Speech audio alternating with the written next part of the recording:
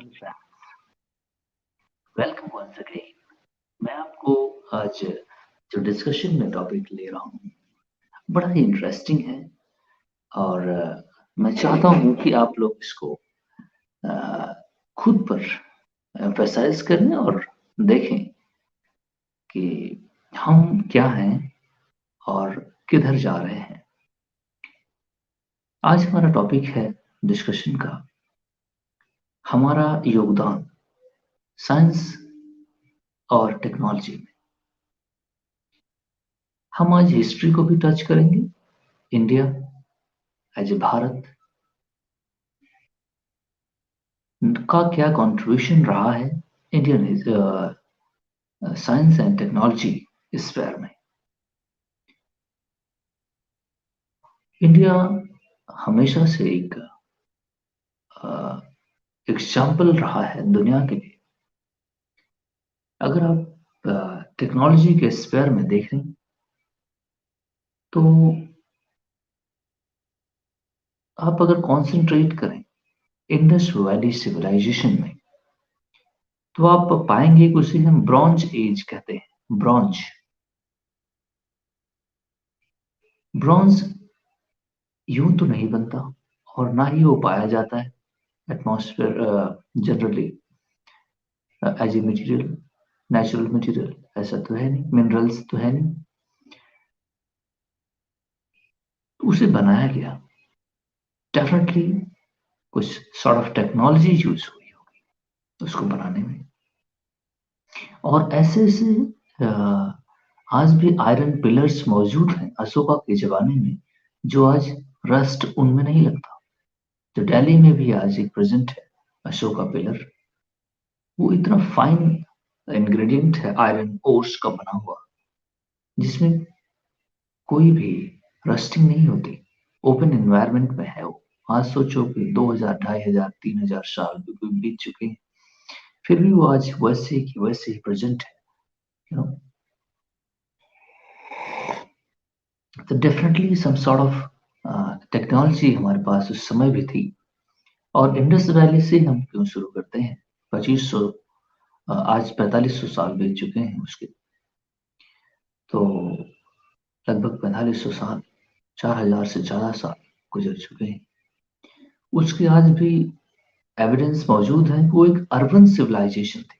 Urban civilisation,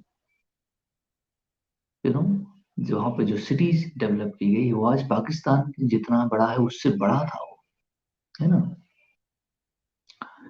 तो जहाँ से हम लोग ड्रिवन हुए हैं, यहाँ तक आए हुए हैं, वहां पे देखिए टेक्नोलॉजी और सोसाइटी के अंदर किस तरह के अपग्रेडेशन था, किस तरह की रोड्स, बिल्डिंग्स, ड्रेनेज सिस्टम, एक full fledged society, developed society उस जमाने में थी। वैदिक कल्चर में अगर आप देखें तो सक्सेसफुली बेहतरीन writer, poet, singer, even Kalidas जैसे लोग और कई सारे बेहतरीन लोग उसमें से निकले हैं जिन्होंने राइटिंग की है। नॉलेज तो हमारी तरफ हमेशा रहा है। पूरी दुनिया में सबसे बेहतरीन परफॉर्मेंस हमारी सिविलाइजेशन रही है, इस पे कोई डाउट नहीं है। जिसे हम गोल्डन एरा कहते हैं वो गुप्ता पीरियड भी है, जिस दौरान आर्यभट्ट जी हुआ करते थे। और ऐसे तमाम शर्व का जो सर्जरी के मास्टर्स थे, यू नो, उस जमाने में वो भी थे। सर्जरी हुआ करती थी। और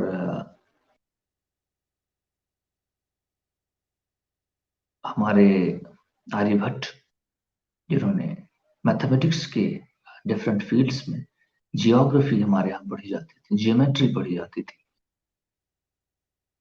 मैथमेटिक्स में मास्टर्स थे।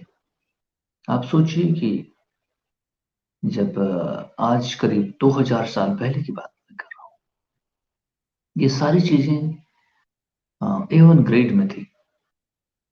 मैं तो कुछ लोगों का नाम ले रहा हूँ लेकिन हम बहुत आगे थे। अनफॉर्चुनेटली नोज डाइव हो गया हमारा सोशल फैब्रिक जब से इसमें ब्राह्मणिज्म आ गया। ब्राह्मण्स ने हाईजैक कर लिया जब से, और उस ग्राउंड्स पर सोसाइटी कंस्ट्रक्ट कर दी गई जिसमें से जातियां बनी और वो रिजिड होती गई। काफी लोगों को participation, social participation, education system में पार्टिसिपेशन नहीं मिल सका। इस वजह से हमारी सोसाइटी एक अपर और एक लोअर ग्रेड में ह्यूजली डिवाइड हो गई।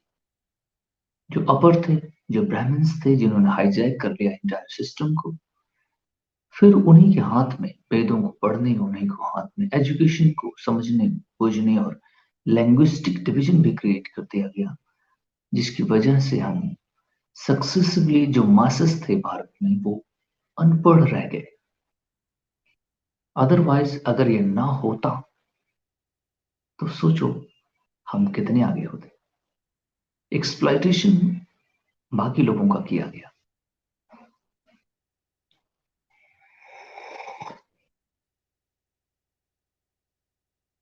चलो ठीक है, बावजूद इसके रामानुजम एज ए मैथमेटिशियन, उनके जैसा मैथमेटिशियन धरती पर पैदा ही ना हो आज तक, रामानुजम जैसा।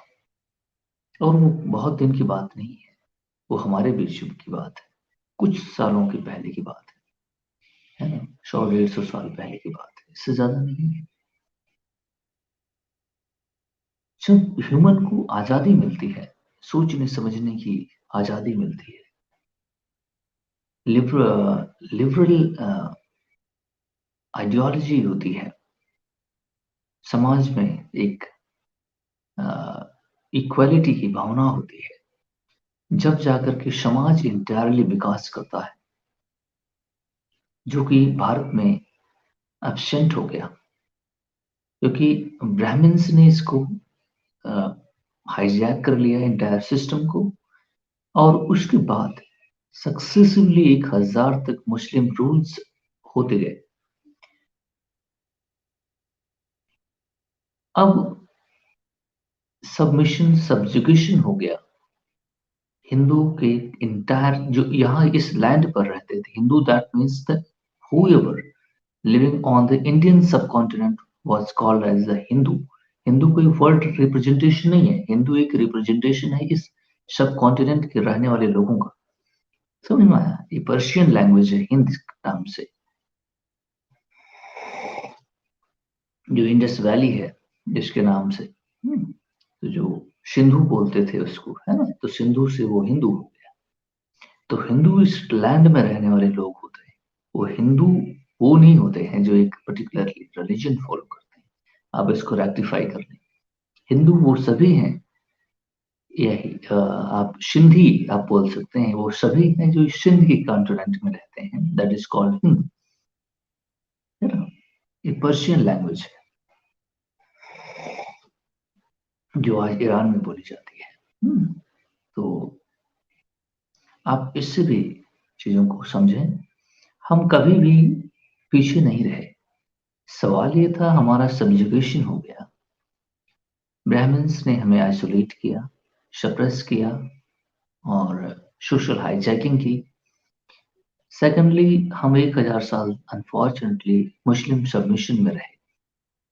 ब्रिटिश आए जिन्होंने बहुत सारी चीजें, मीन्स उस पर हमारा कोई आधिपत्य तो रहा नहीं।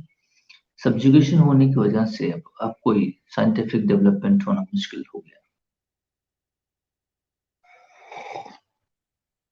और मुस्लिम भी कोई खास कंट्रीब्यूशन नहीं कर सके, सिवाय वो उन्होंने अपना स्प्रेड किया रिलीजन और लोगों को कन्वर्ट किया, मारा तोड़ा, टेम्पल सिंपल डिस्ट्रक्शन किया, बहुत सारे इस तरह के इनलीगल जो अनथेंटिक वर्क थे, कन्वर्जन करने के लिए ब्रूटल सप्रेशन किया। ये सारी हिस्ट्री है।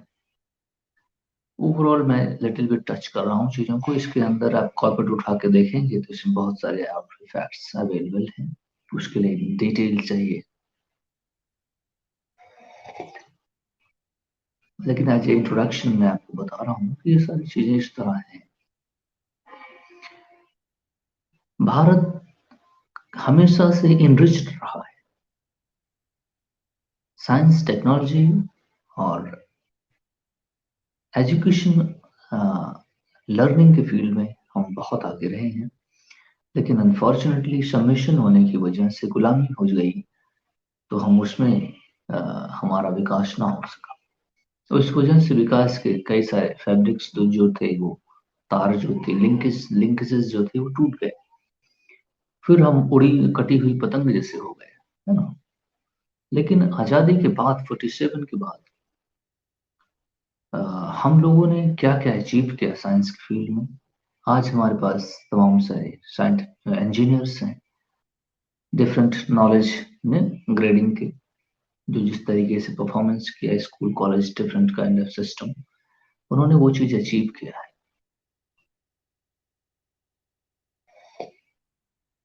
हर सेक्शन में मॉडर्न टेक्नोलॉजी के इंजीनियर्स हैं, IT, computer science, electronics, civil, philosophy का, पर्टिकुलरली साइंस के फील्ड में अगर देखें तो बहुत सारे लोग काम कर रहे हैं। और हमारे इसरो ने जो कंट्रीब्यूशन आज किया हुआ है दुनिया में, हम लोगों ने मार्स को अचीव किया in a first attempt without any mistakes. We went there. Moon को हमने एक्सेस किया, 3 अटेम्प्ट हमने किए और तीनों अटेम्प्ट सक्सेसफुल रहे। सेकंड 97% सक्सेसफुल रहा। हमने मून पर पानी होने की संभावना को भी व्यक्त किया, वहां की जियोग्राफी, लैंडस्केप, मिनरल मटेरियल के बारे में। हमारे पास स्पेस मिशन प्रोग्राम्स हैं। तो आज के डेट में हम लोग प्रोग्रेसिवली काफी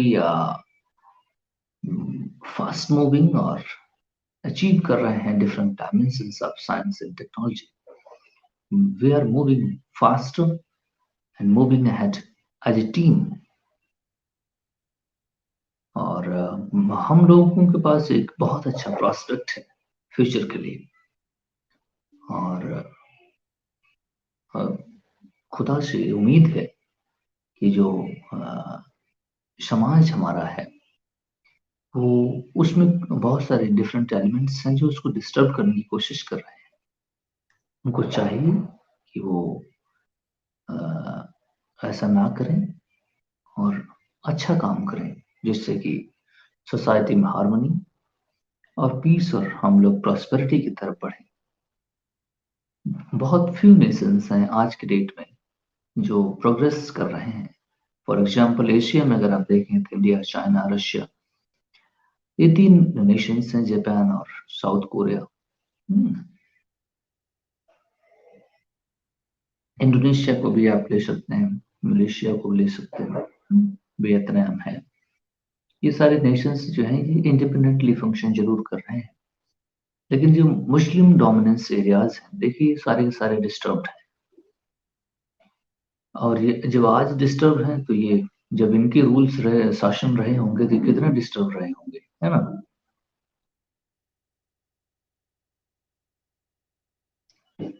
ना जाने इनमें क्यों इतना ज्यादा इलिटरेसी और इलिटरेट बिहेवियर है।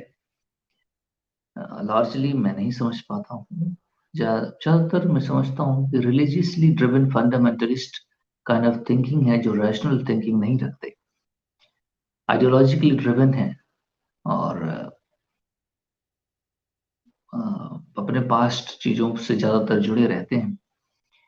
और ये सारे रीजंस हमें नजर आते हैं इन लोगों के साथ। लेकिन हमारे कंट्री के अंदर मुस्लिम पॉपुलेशन, क्योंकि हमारी country democratic secular kind of secularism है, तो डेमोक्रेटिक नेशन होने की वजह से हर किसी को इक्वल राइट्स और फ्रीडम है कि वो जिस भी डायरेक्शन में जितना जाना चाहे जा सकता है। बाकी सारे जो नेशंस हैं, मुस्लिम ड्रिवन नेशंस, रूल्ड नेशंस, उनमें उनकी रूलर्स हैं, एक सिंगल रूलर है और बाकी उनकी फैमिली सिस्टम है। तो एक मोनार्क टाइप का सिस्टम बना हुआ है, जिसमें वो जिस डायरेक्शन में वो ले जाते हैं उस डायरेक्शन में जाना होता है। लेकिन डेमोक्रेसी की एक खास बात है कि लोग डिफरेंट डायरेक्शंस में सोचते हैं और करते हैं, इसलिए इसमें प्रोग्रेस जितना एक्सपैंड हो सकता है उतना हो सकता है डेमोक्रेसी के अंदर। तो बेहतरीन चीज है हमारे पास जो डेमोक्रेसी है। आप यूरोप देखें, स्टेबलाइज्ड है। आप अमेरिका और कनाडा भी स्टेबलाइज्ड। मैंने बताया 10 कंट्रियों के नाम, यही इतना ही ओवरऑल कंट्रियां हैं।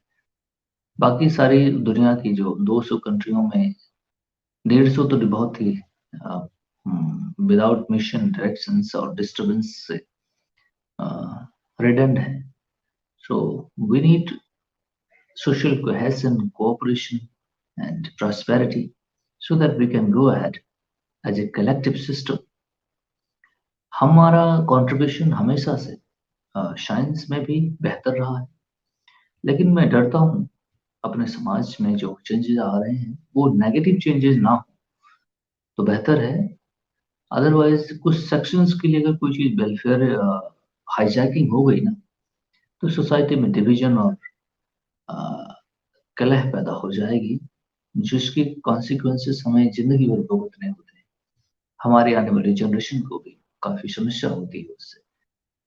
तो बहरहाल मैं फ्यूचर देख रहा हूँ कि हम अच्छा कर रहे हैं, लेकिन some sort of people, 10% population, our population is not doing well. They are disturbing society, dividing society. लेकिन वो माइनॉरिटी में है, अच्छी बात ये है। और मेजोरिटी तो हमेशा विन करती है डेमोक्रेसी के अंदर, है। तो धीरे धीरे मार्जिनलाइज्ड हो जाएंगे।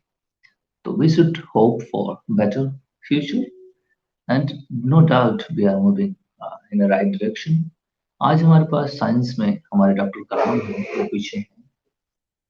भगवान बुद्ध भी हैं, डॉक्टर अम्बेडकर भी हैं। तो इन सभी लोगों ने अपने अपने एक यू नो चीजें दी हुई है। साइंस में अगर हम नाम लेना चाहें तो डॉक्टर कलाम आइकॉन है हमारे कंट्री के लिए आज के डेट में। अब साइंटिस्ट तो हमारे पास बहुत सारे इसरो में मौजूद हैं और डिफरेंट इंजीनियरिंग कॉलेजेस में भी मौजूद हैं और साइंस इंस्टीट्यूशंस में भी हैं, सेंट्रल यूनिवर्सिटीज में भी हैं, बेहतरीन प्रोफेसर्स हैं। और वो बहुत सारे CSIR में भी हैं और बहुत सारे अपने इंस्टीट्यूशंस में हैं जो बेहतरीन कंट्रीब्यूशन करते हैं देश में। That is very nice. And on that note I want to say that we are at a right trajectory. So we have a good future. And मैं इसलिए इस पर इम्फेसाइज कर रहा हूँ कि पर्टिकुलरली जो हमारे यूथ है, अभी नौजवान बच्चे हैं 20-22 साल 25 साल के, वो मैं देखता हूँ कि काफी कुछ नोन में अभी प्रॉब्लम है, उनको बहुत क्लियर कट विजन नहीं होता, इसलिए वो काफी प्रॉब्लम में कभी कभी नजर आते हैं। लेकिन मैं उनको इंश्योर करता हूँ कि ऐसी कोई बात नहीं है, चिंता की बात नहीं है। हम अच्छा काम कर रहे हैं और वो जहां भी हैं वो भी अच्छा ही कर रहे हैं। उनको पता नहीं है कि वो अच्छा कर रहे हैं, है ना। तो आप लोग पॉजिटिव एटीट्यूड के साथ आगे बढ़ें। अपने पास सारे रिसोर्सेस हैं, सारे इंस्टीट्यूशंस हैं, सारे लोग हैं और ये डिसाइड नेगेटिव जोन में जाने से आप लोग बचे। So thank you very much. We are moving ahead and we should be proud of what we have. So thanks very much for watching. Thank you. Namaskar.